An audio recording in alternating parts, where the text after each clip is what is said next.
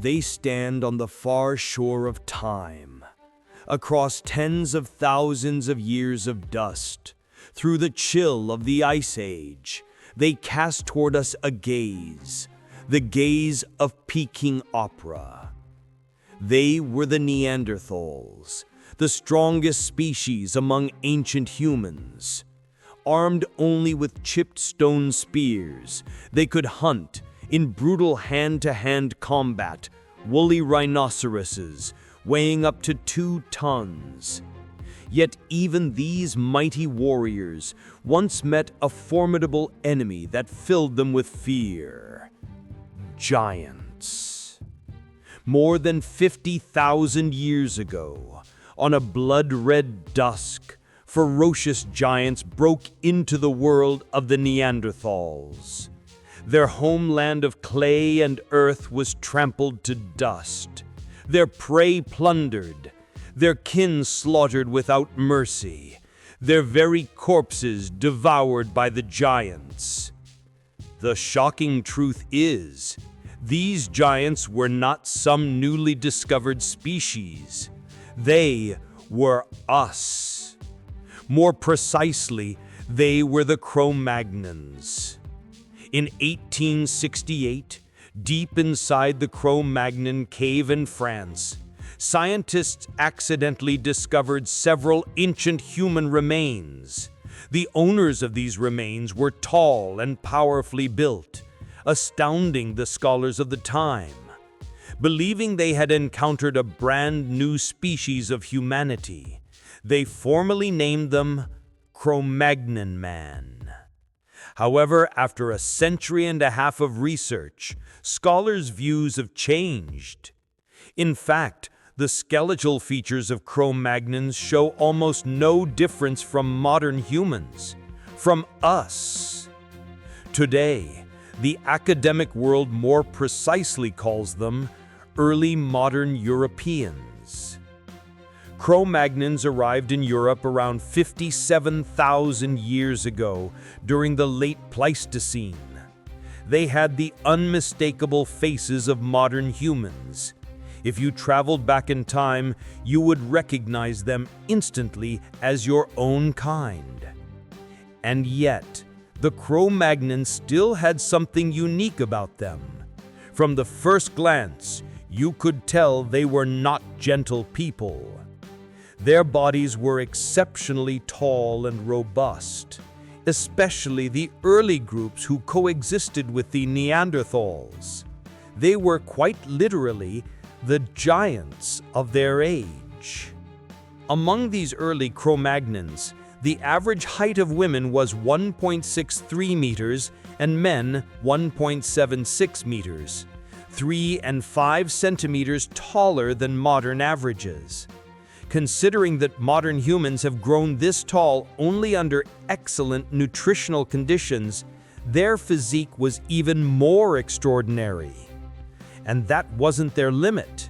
Some tribes in Eastern Europe averaged between 1.78 and 1.88 meters, rivaling the tallest people in today's world, the Dutch. In comparison, the Neanderthals, by contrast, were much shorter. On average, Neanderthal women stood only 1.54 meters, and men 1.65 meters tall, dwarfs beside the towering Cro-Magnons. But these tall newcomers were not lean or fragile. Although their skeletal form resembled that of modern humans, the Cro-Magnons' bones were thicker, broader, and built for power. This robust structure ran through their entire body, especially in the legs and shoulders. Studies show that at the same height, an adult Cro-Magnon weighed about 20% more than a modern human, and had a higher muscle-to-body ratio. This extraordinary strength of muscle and bone was the very foundation of their survival in the harsh, frozen world of the Ice Age. On that unforgiving land, only a body of exceptional toughness could meet the basic demands of life. A strong physique not only resisted the brutal cold, but also gave the Cro-Magnons the power to conquer dangerous terrain and hunt massive beasts. From the scattered remains of their prey, we can glimpse the ferocity of these giants. They wielded long spears and javelins, their points aimed at galloping European horses, majestic giant deer, massive aurochs, wild mountain goats, and even the woolly mammoth, the ruler of the icy plains. Even the top predators of their age could not escape their reach. Cave lions, hunting hyenas, and steppe brown bears all fell victim to Cro-Magnon spears. Yet their strength was not used only against beasts. They may have turned it against their close cousins, the Neanderthals. The relationship between these two human species remains shrouded in mystery. Not long after the Cro-Magnons arrived in Europe, the Neanderthals disappeared. Some scholars have suggested that prehistoric warfare might have been a hidden cause of their extinction. Although modern science no longer sees war as the main reason, that does not mean conflict never occurred. It only means the Neanderthals were not easily destroyed. War and violence are not inventions of modern civilization. They are ancient instincts rooted deep in human evolution. We can catch a glimpse of this in our close relatives, the chimpanzees. Male chimpanzees often launch coordinated attacks against rival groups, a behavior strikingly similar to human warfare. This suggests that cooperative aggression can be traced back to our common ancestor with chimpanzees. Neanderthals and Cro-Magnons alike likely inherited this aggressive instinct.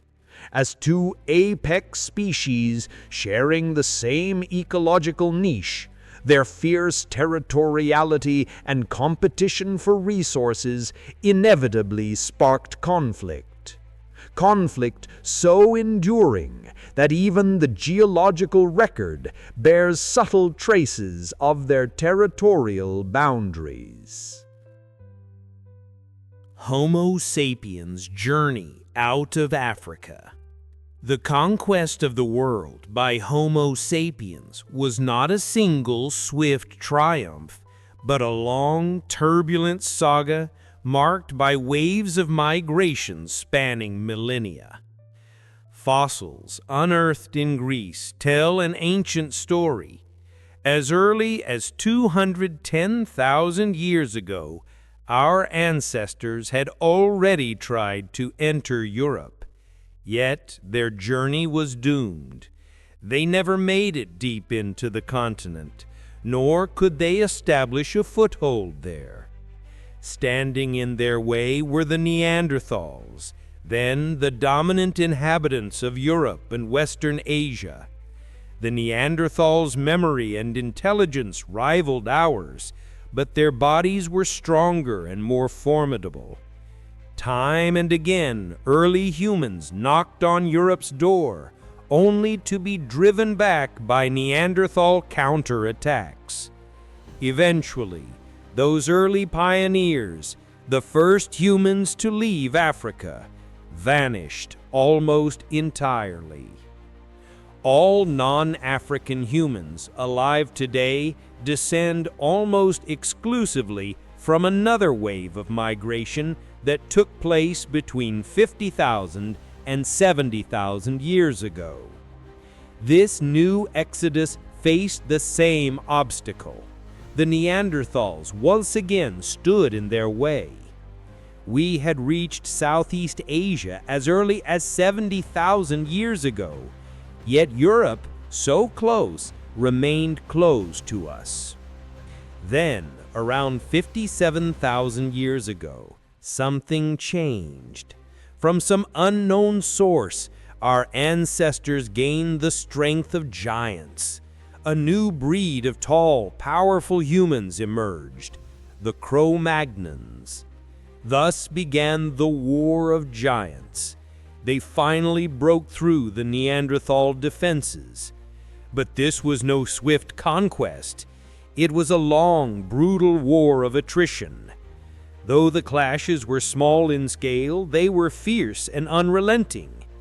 The fossil record still bears the scars of these battles. One Neanderthal fossil, dated to about 50,000 years ago, shows a fatal piercing wound to the chest, a puncture through the ribs, angled and shallow, consistent with a projectile. Yet Neanderthals rarely used ranged weapons, while Cro-Magnons excelled at them. The evidence suggests he was likely killed by a thrown spear or dart from a Cro-Magnon hand. Even more chilling evidence has been found.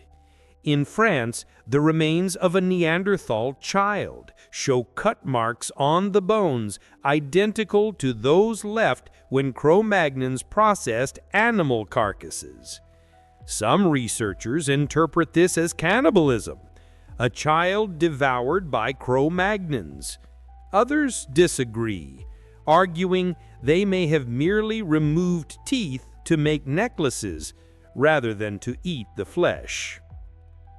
Genetic evidence reveals another dark possibility: sexual violence. A Cro-Magnon individual who lived 40,000 years ago carried 7.3% Neanderthal DNA, suggesting that one of his great-great-grandparents was a Neanderthal, likely a female captured during conflict. Overall, in their struggle against Cro-Magnons, the Neanderthals were at a disadvantage. The cause, however, lay not in body, but in mind. Archaeological records show that Neanderthal behavior patterns were simpler than Cro-Magnons. Despite having larger brains, Neanderthals averaged 1,550 milliliters, Cro-Magnons 1,514, and modern humans only 1,350. Neanderthals seem to have lagged in cognitive flexibility and language ability. Cro-Magnons, on the contrary, matched modern humans in intelligence, a fact brilliantly reflected in their dazzling artistic achievements. It was they who painted the magnificent murals of Chauvet Cave and Lascaux Cave in France. They also had a deep fascination with sculpture, creating masterpieces like the Lion Man figurine and the Venus statues. And they were gifted musicians too, crafting a variety of instruments: bone flutes, whistles, drums, and other percussion tools.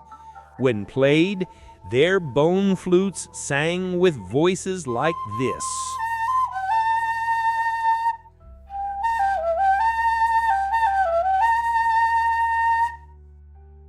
It sounds almost spiritual, doesn't it? Indeed, yet the intelligence of artists can also be turned toward killing. The Cro-Magnons' weaponry was just as diverse as their art. Stone-tipped spears, javelins, hunting nets, boomerangs, and even primitive bows and arrows. Among these, their ranged weapons gave them an enormous advantage, allowing them to strike dangerous prey or enemies from a safe distance. By contrast, the Neanderthals were almost entirely close combat fighters. Their heavy thrusting spears required long training and tremendous strength to wield. The Cro-Magnons' arsenal, on the other hand, was simpler and more efficient, easy to learn and easy to spread. Combined with their advanced language skills, this likely gave them a decisive edge in tactical coordination. They could plan, ambush, and execute guerrilla-style attacks, harassing the shorter, stockier Neanderthals from afar. Even more astonishingly, the Cro-Magnons possessed a remarkably modern skill: trade. Despite the brutal Ice Age conditions, they seldom suffered from material shortages. Their trading was not casual bartering, but a sophisticated continental network that spanned distances of over 200 kilometers. Some Cro-Magnon tribes were so dependent on this system that they could not survive without it. Through this network, they not only endured the harsh climate, but also pursued a higher quality of life. Artworks, clothing, and even jewelry were exchanged among distant settlements. Such an advanced system of trade greatly fueled their population growth and expansion. Their population grew at 10 times the rate of the Neanderthals. With these overwhelming advantages combined, the Cro-Magnons gradually tipped the scales of fate in their favor through the long struggle against the Neanderthals. Yet history has a cruel sense of irony. The final blow that ended the Neanderthals did not come from their human rivals, but from the fury of the earth itself. Around 40,000 years ago, the Campi Flegrei volcano in Italy erupted violently. Flames and choking ash clouds plunged vast stretches of Europe into a wasteland of death.